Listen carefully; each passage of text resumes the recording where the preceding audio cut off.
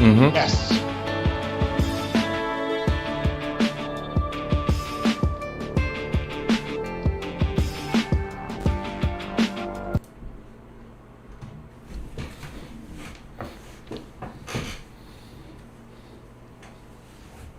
Do I need to get the cool background too? No, Joe. Your house looks actually very nice. Very Yeah, polished. you're perfect. You're perfect.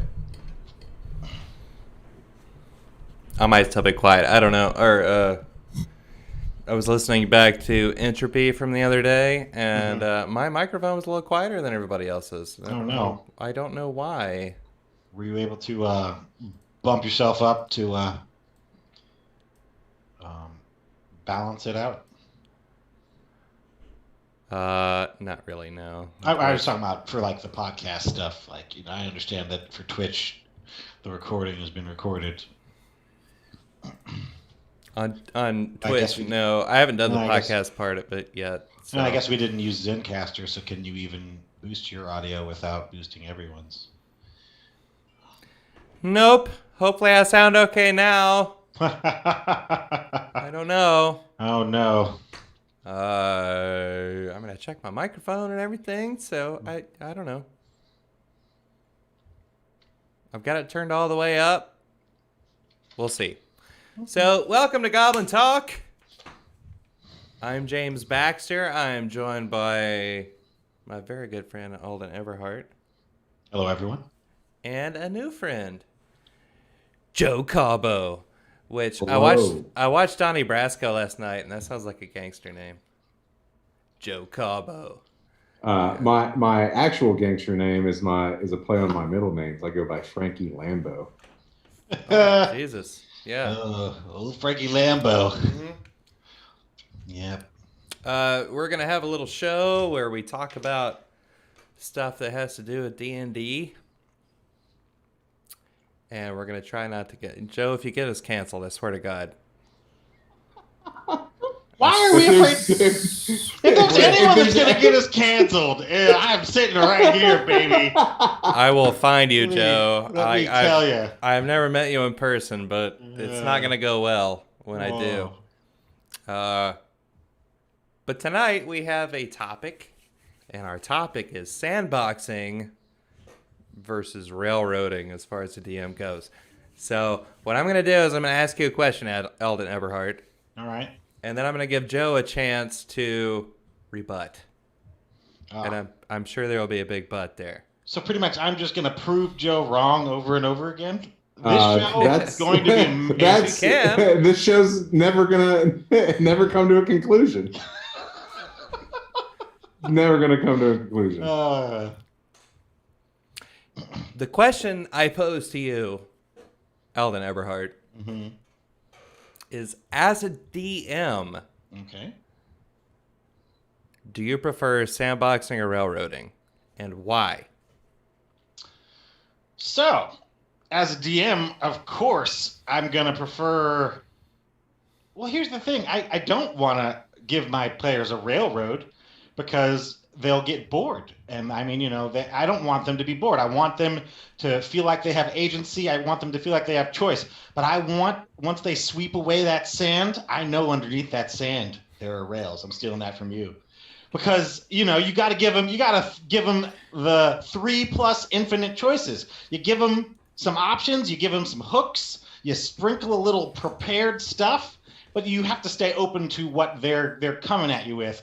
But in the end of the day, my favorite campaign to run and play through was an absolute railroad. It was the Drow War made by I forget the name. They're an old British company they're gone now, and it's very sad. Oh. But they made a great 1 through 30 3.5 campaign, and it was on rails. I mean, there were parts that opened up and they sprinkled some sand, but really it was all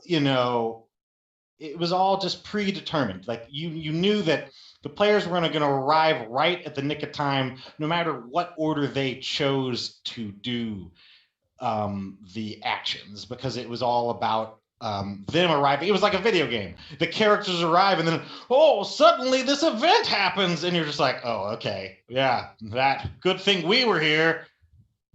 And but I do think it's important to give them the illusion of free will. before The I illusion, the illusion of choice. before I ride them down my tracks. Joe? I mean, I think it's dependent on whether you're doing a homebrew campaign or a pre-written campaign. I think the railroad is a lot better if it's something that's pre-written because you have this defined path that it's supposed to go towards. There is an ultimate end goal. I don't, and one of the things about pre-written adventures is I don't necessarily like running the sandboxy components of pre-written adventures where they have choices to go here or there, because I think a lot of the times the transitions from going to one place to the next, or like the choices of where to go, don't always line up or make sense. I think if you're running a homebrew campaign, like I think it's a lot easier to go the sandbox route because I mean you are creating everything for it as opposed to like trying to march them towards a specific goal. Yeah. So I think it really depends on what campaign style that you're running. Yeah.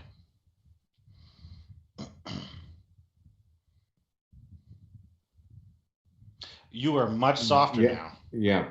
I don't like it. Okay. All right. Works. Oh man. Just yell at the mic. And then James loses his voice. Wait, he disappeared again. Yeah, I like this. This is like people in Twitch. People in Twitch are like, "Is James a magician?" Oh.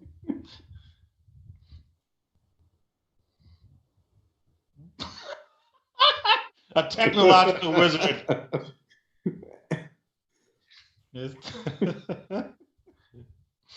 Hmm.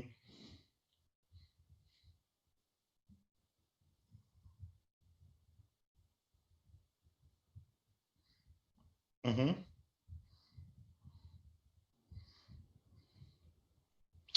Ooh.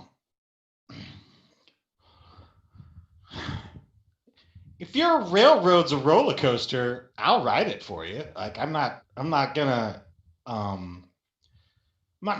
rain on your story. I don't want you to sit there and read to me, but I absolutely because like I said, I played that 1 to 30 campaign. They pluck you from whatever you can write up a 5-page backstory for that campaign. And it's like, oh yeah, whatever, screw you. They pluck you from your life and drop you on an island, isolated from the rest of the world, where you have to gel with your party immediately, and then you immediately discover this looming threat, and you go on a Paul Revere ride in order to warn everybody. And of course, there's adventures that happen along the way. What an awesome like premise! What an and like there and then that you're supposed to tell them. I've run it too, that there are victory points that you are trying to achieve so that you can win this battle, this coming battle. And so that by holding out that little bit of carrot, suddenly they're invested to ride this roller coaster, even though all you're doing is riding down the road, Paul Revere Paul Revere style, warning a town and then solving the town's problems so that they can move on. But it was a great wild ride. So I don't mind a rail. I do like sandbox games, but if you drop me in a sandbox and you haven't given me a clear goal, I know that with a group of people, you will flounder. You will flounder, and you will not end up heading in any direction. At least that's what I think. So I'm going to go with my answer for the first one and say it depends. Mm-hmm. Just because I think it's a lot easier to go with a sandbox route as a player if you are helping the DM construct a world where they're, like things aren't laid out like maybe not all the organizations are known or all the like geopolitical factions in that world are necessarily known. I think it's a lot easier if you have a lot more ability to create your own lore or help create the lore of the world. Then it's a lot more fun to play in a sandbox game. But then if I have played a lot of Pathfinder, and I would think it would be harder for me as a player to figure out how to do a sandbox or how to create a character in a sandbox environment for that, just because I intimately know so much about the lore of the world of Galarian and all the factions and everything. I think it's a little bit more limited the more that you know about something. And I wouldn't feel like I have that much opportunity to create something new for it, just because one thing that Paizo has done is they basically have created a world or an organization for everything. Like they have piecemealed all different types of stories, and you can already find something that relates to what you're wanting to do. So I think it's a little bit harder to find the spaces that are empty in something like that. Can you guys hear me okay now? Yes. Yeah. Yep. Okay. I think I got my mic issues sorted out. So, Alden, what I'm hearing you say is that you prefer railroading over sandboxing in general. I think that it's all on rails if you really think about it. If you're going towards a predetermined goal, there's no actual free agency. At the end of the day, even if all you've got is your main villain and his goals, if the players don't end up in opposition to him, you guys are kind of wasting each other's time.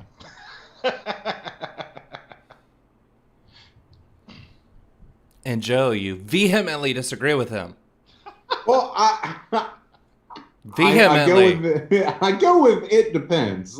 Just because to me it really matters if the players are allowed to help create the lore And around their own character or around even the places that they come from. Like if they have a lot more autonomy for that, then I think that it's a lot easier for a player to get involved in the sandbox type game. And I like that answer just because it brings me into mind of Scythia. Like, now here's the thing. I was not in the very first campaign, but obviously you have a great idea of what Scythia is. But as I'm playing with you guys now, it's obvious that you are leaving enough blank spaces in to let us color in some lines. I know that it's not actually canon that there's a Starbucks, but I like that we tried. I like that we tried to weasel that in there. You sure did. And it was all in good fun. But you were like, yeah, no, there's no such thing. We have fantasy PSLs now, so. Okay, so here's what I think about it. Go on. Mm-hmm. I think the sandbox doesn't exist. It's the illusion of free will. Much like God, right? Where the DM is a lot like God, where you have omnipotence and omniscience, as far as the game goes anyway. I think a lot of the time when we call it a sandbox, you have different paths to go, but they all come to the same place. You know what I'm saying? Mm-hmm. I think that's what makes a good, or as far as the players are concerned, where they think you're a good DM, is because they thought they had a choice to get to the same place. Like, remember when we were playing our home game, Salt Marsh, and you confronted Selwyn Marlowe, and he went down a hallway through a teleportation circle? Yep. There were a lot of hallways that had teleportation circles from that chamber. There sure were. But it didn't remember which one you picked. You were going to the same fucking place, man. Oh, you bastard. Well, I thought I was that choice mattered.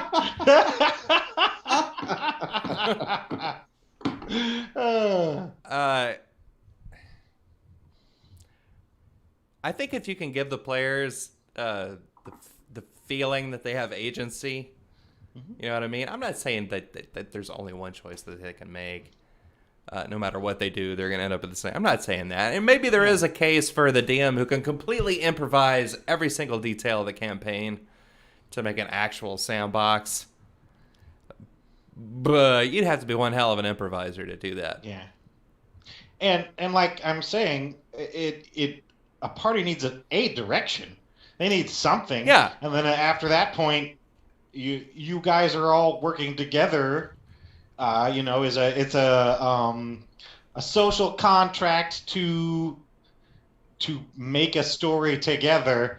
And if there's going to be a story and it's going to be in the format of Dungeons and Dragons, then we know there ought to be some conflict. Or because most of the player's handbook is about fighting each other. So look, what else? And then what do people like to do? They like to level up and they like to gain loot. And look, you're doing that through violence. So welcome to D&D. Yeah, if the DM hasn't planned anything, then it's not going to be much of a game, in my opinion. Yeah.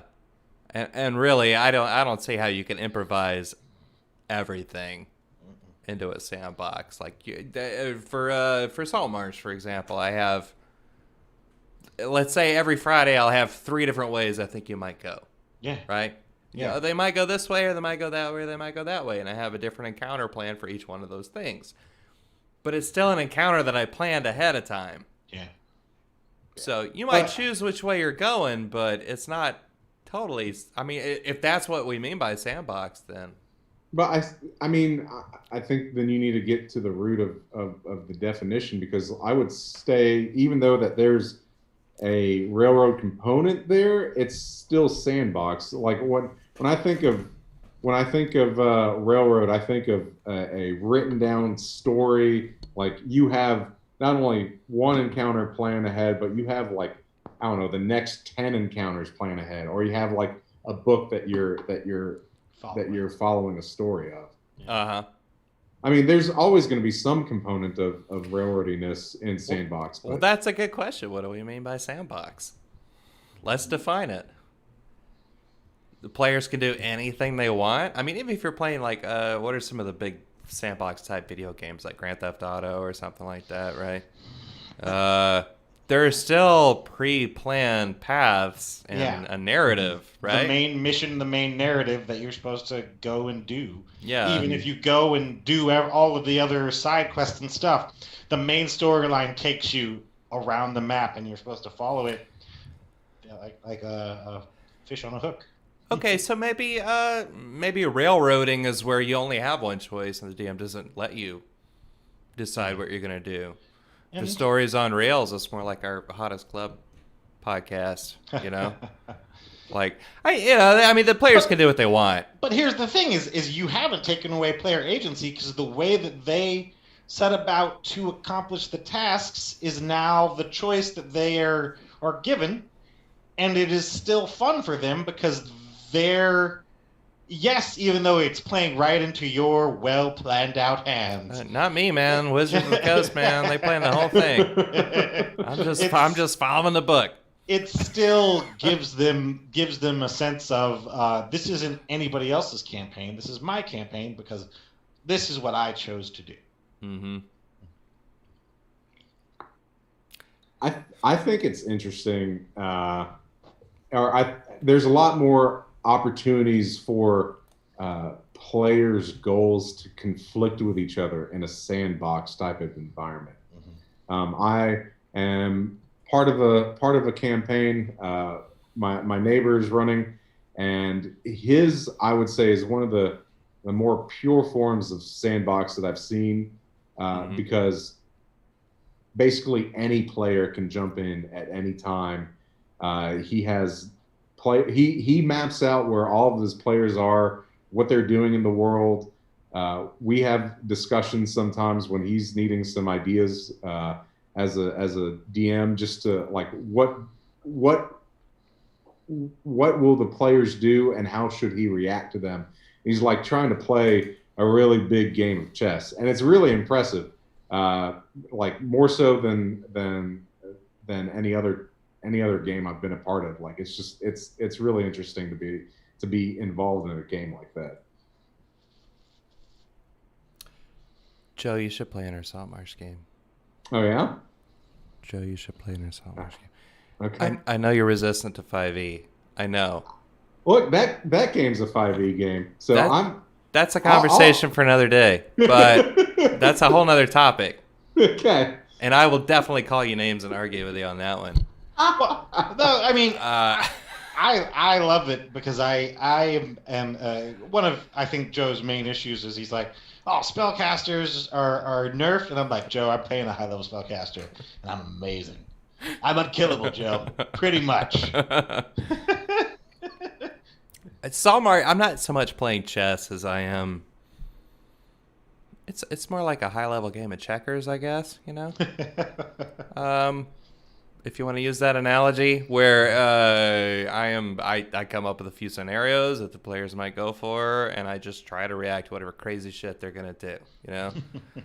So, have you gotten your players to anyone like they have alternate, divergent goals from each other? Or is everyone kind of all the same? And listen, the opportunity has been there, and I'm glad you haven't done that because it would be so uncomfortable. But the opportunity is there. Sort of. Alden plays a warlock in that campaign, and his sugar daddy has requested things of him that have gone against the party's motives, or you know, let me put it this way: if Alden or if Alden's character had gone to the party and said, "Hey, my patron wants me to do this. Is that cool with you guys?" It would have been a resounding no. So he just did it, you know. Yeah. And that was one of my favorite sessions ever. I'm in the game that I'm playing with my neighbor. My character, surprise, surprise, has alternative goals compared to the rest of the party. Oh, what a big surprise, Joe called I don't know. How could Joe do this? I'm fucking shocked, man. It's so much to the point that he would like to bring back the powers that would ruin the world. So, oh, really? But the plans aren't necessarily known to the other party members. Uh-huh. But the DM is setting up encounters so that like we're gonna roll off against each other.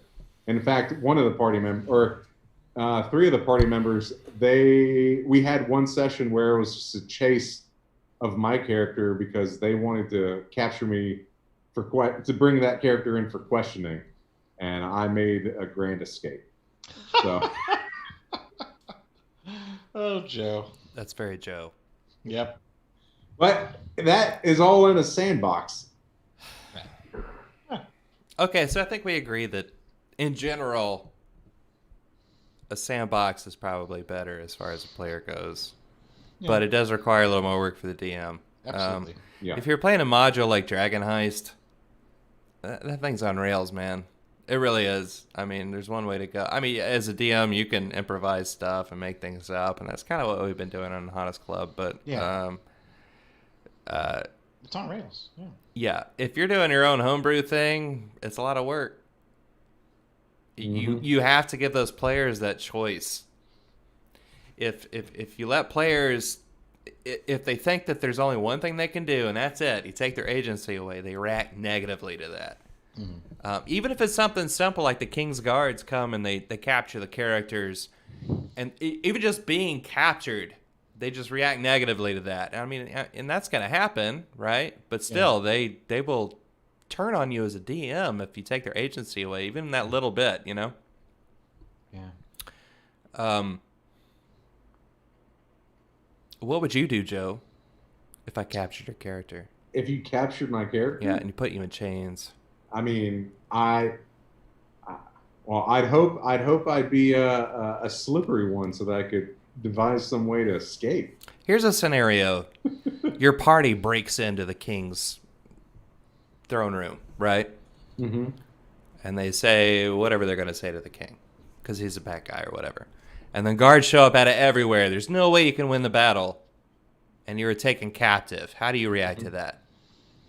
I mean, hopefully that I think I'd take it all right. I mean, I'd be upset initially, but if you were to make it so that there was a method of escape when we're down taken to the dungeons, Okay. like if there's some like hooks down there that can where the party can win freedom, I think you can turn that crappy situation right around. Well, yeah. I mean, if you're in a cell, okay, the guards put you in a cell. Now, what do you do, Joe?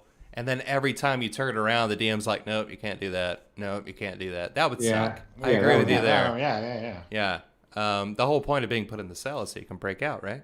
Right. Yeah. Left with a couple of inept guards, James Bond style, baby. Yeah, that's right.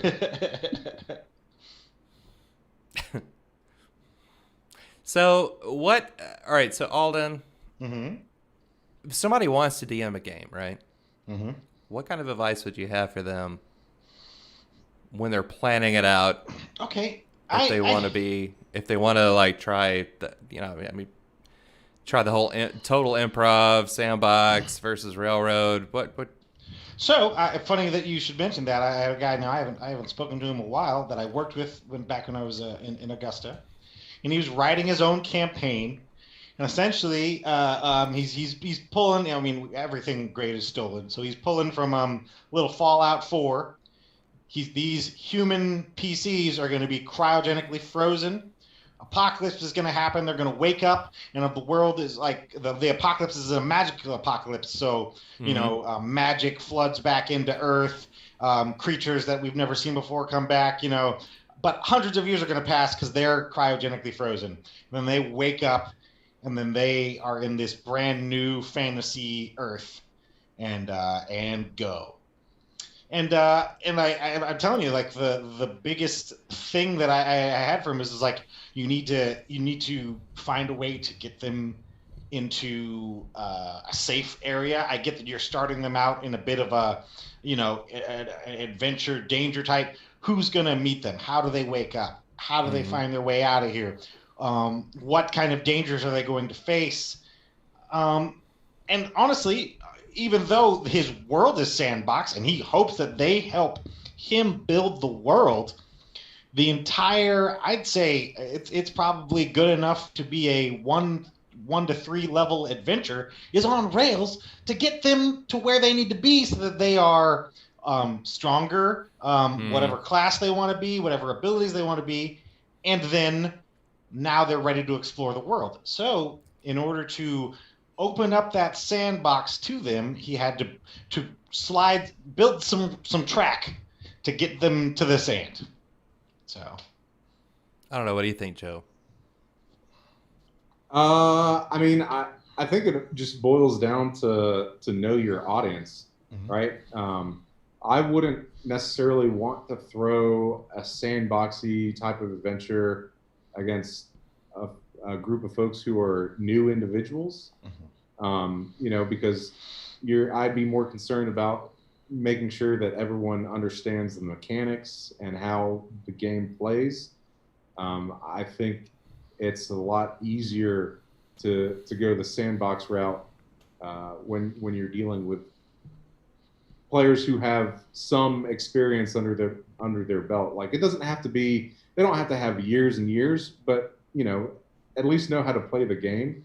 And then once folks have that level of understanding, then you can start asking questions about like who they are, who their character is, like what's their motivation, and I think it's a lot easier of a jump point to do a sandbox at when you're met with players with that base level of experience. So know your audience. Okay, well, I could not disagree with you more, Joe.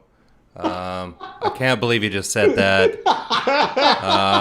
You idiot! Keep going, keep going. Yeah, I like it. Well, this is my favorite part of this Oh, podcast. here No, we I, go. mo- I Let's most, go. no. I mostly agree with you. I mostly agree with you. I'm just kidding. I don't know. I think with new players, it's good to show them what's what they can do. You can do anything, right? Yeah. That's the whole, and that's the Sandbox versus Railroad thing is you can do anything in D&D. I have a question And yeah, for you. people need to know the mechanics, but maybe they would take a little aside. You learn as you go, right? As far as the mechanics go. What were you going to say, Alden? I have a question for you. Do you consider Curse of Strahd, which I am running now and you run for me, a sandbox or on rails? Well, it's generally referred to as a sandbox type game It's not. because you have Barovia, and you have all these different places you can go in Barovia. But I mean, I don't know. I don't know if any pre-written module is really going to be a sandbox exactly, because you go here and there's Esmeralda and this happens and that happens. You know what I'm saying? Mm-hmm. Unless you totally just screw it all up as a DM, which is what I did. And I think we had a pretty good time. Yeah, but here's what I'm saying is I've got these pretty new guys running through it, and one of them wrote this great 3-page backstory. Oh boy! And God, I hope she never watches this, because in her backstory she just gave me so many things that now she's written it. She says she's writing this all in her journal. So of course throughout the horrors of Barovia, this journal could either be stolen, she can get captured just like we were, or and whatnot. And as long as Strahd gets a hold of that journal, which I want so badly to happen, Strahd is going to make sure to find her family. Of course, he can't go, but he can send someone, and he's going to make sure that they make an appearance. And then suddenly it's a nice, and look, it's completely different. We're still on rails, but there's a little spiciness. I don't know. What is this? Is this some sand? I don't know. It's different compared, Alden, I remember when we were playing Curse of Strahd, we had this scene where Esmeralda had been abducted by the abbot. Yes. Sorry about spoilers for if you're watching this and you haven't played Curse of Strahd. The abbot is spoiler. the abbot is he's a celestial that's gone nuts, and he's created a bunch of mongrel folk, right? And each one has a different, some of them have bat wings and some of them have dog legs and stuff like that. So he thinks he's making them better. So he abducts Esmeralda in your absence, and when you get to her, she's had spider legs grafted on. Yep. Her legs and her arms have been removed, and he hasn't finished. They're still hanging off. So you guys had this whole scene where you had to put her real arms and legs back on. Yeah. It was a really messed up session. Yeah. But what you just described is way more fucked up than anything I did in that game. But he's a villain. He's supposed to do villainous stuff. That's a whole other conversation. One of you had to volunteer to give blood to keep her alive, right? And we had this apparatus with glass jars and shit, like you'd see in Dracula or something like that, with the pump and everything. It was really messed up, and it was a fun session. Yeah. But what you just described is way worse. Well, I'm just gonna drag her loved ones into Barovia and then see how she reacts, man. It'll be fun. I mean, that's a great player hook right there. Yeah. That's wonderful. Yeah. There's so much investment right there. Yeah. I think that speaks to how a DM can rope in their players when it comes to backstory. At least for me, when I think about the more railroady games I've played, it's a lot easier just to create a character and not have any backstory whatsoever and make it up as I go along, as opposed to whenever I get into a homebrew game, I like to write my own backstory and create that lore for it, and it also gives the DM plot hooks to rope the character. To help him, Yeah. I don't know if you guys have listened to any of the Disengaged episodes that producer Erica does. It's on her podcast, Spotify, Neon Goblin. She interviewed Kristen first. And she was like, what do you like to do when you create a character as far as backstory? And Kristen's like, nah, I don't do that. Yeah, I just, whatever. And that's the same thing I do when I'm making it. Like, if I'm playing, I don't know, man. I don't have the bandwidth. I'm spending so much time DMing and creating like entropy and all this other stuff that we got going on. Like, if I'm playing you're in a game and you're like, oh, I need 2 pages of backstory, I'm just like, I'm a goblin who blows shit up. Isn't that good enough? It's acceptable. Absolutely. Does everything have to be a novel? No. Let's just play D&D, man. I'm just gonna be a goblin and blow shit up. So I appreciate that that viewpoint, and I appreciate the people who like to make all the backstory and everything for the characters. Like, it's all okay. It's all fine. It's, as a DM, when you force that on people, that's when people don't want to play with you. Yeah. Yeah. If you're going to be a DM and you're making all this homebrew stuff, or if you're running a module or whatever, try to give players, whether it's an illusion or whether it's real, the idea that they have free agency to do whatever they want. That's what you want to give them the idea of. And if you can do that successfully, then people will think you're a good DM. Do you agree with me, Joe Cabo? Well, Do you agree with me? Partially, but I have some disagreements. Oh, there we go. But it's a whole separate topic. Whether how you get described as a good DM. Because that depends on the characters. The more your characters tell you to go fuck yourself, the better you're doing it. The better job you're doing, in my opinion. Just because I definitely subscribe to a more conflict view of adversarial, antagonistic. Yes. That's the DM worldview that I prescribe to. Well, I mean, so do I to a certain extent, but you don't want them to know that exactly. You know what I mean? No, I make it known. I make it known. When we did Endless Midnight, you can't imagine all the fuck you texts I got. Really? Really? They were pissed. From my perspective, and maybe this is just the DM in me, I was like, y'all did this to yourselves. I agree. But yeah, all the fuck you text and stuff, and especially from Morgan. Good Lord. I think she was watching a minute ago. I don't know if she still is. Morgan, good Lord. She was fuck you all the time. And she wasn't wrong. Yeah. But here's what's funny, because we're talking about Rails.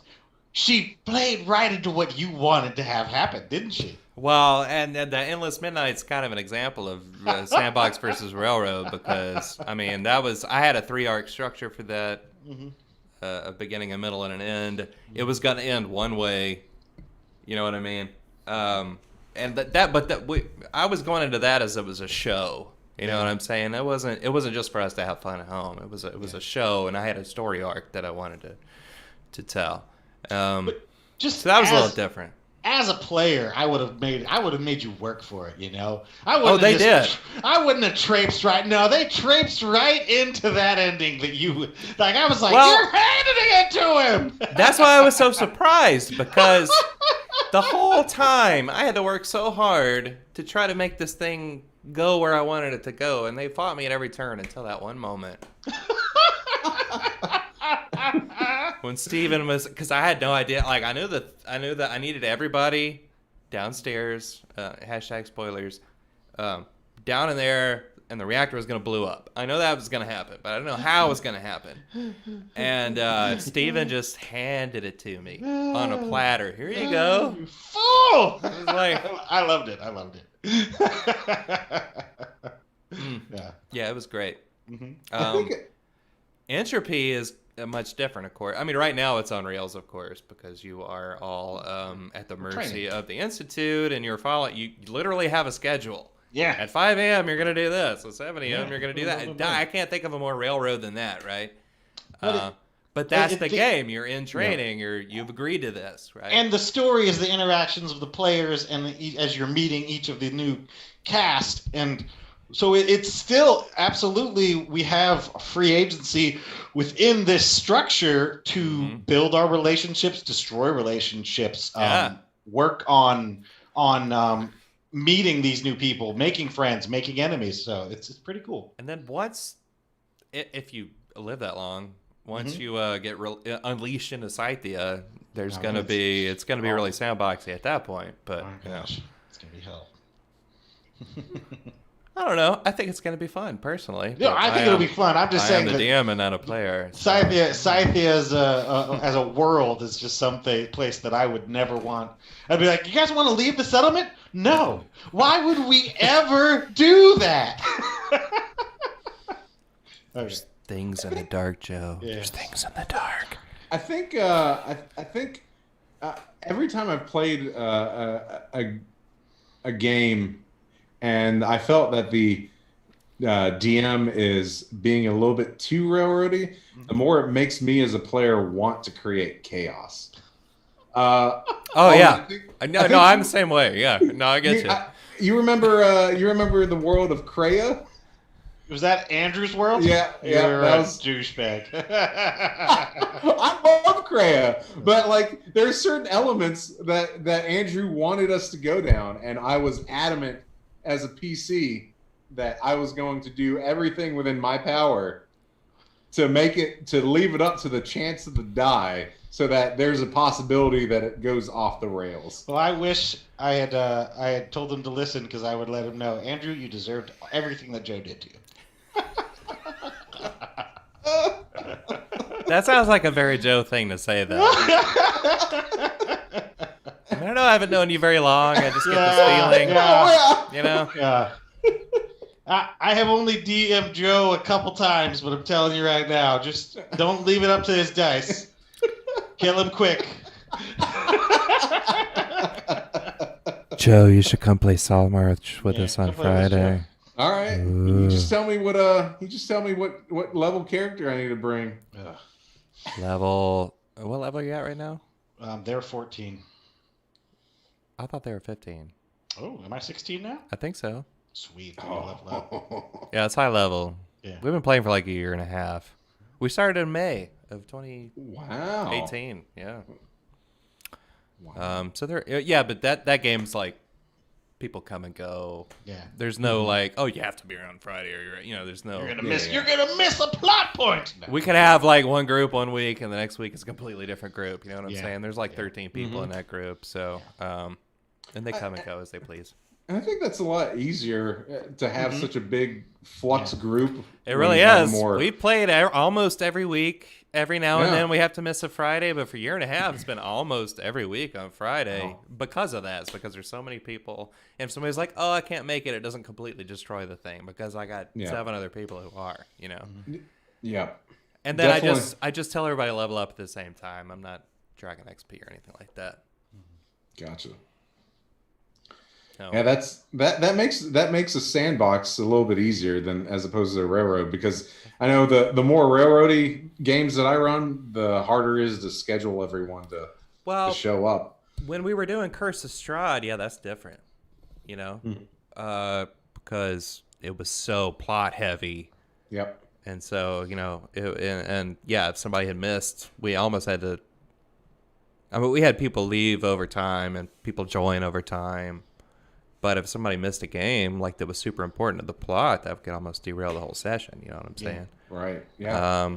But I had Alden, and I had Alex, and I had Alex, and I had Prescott near the end. And these are all people who are like super like we're showing up. You know what I mean? Mm-hmm. So really well. Does anybody have any last thoughts?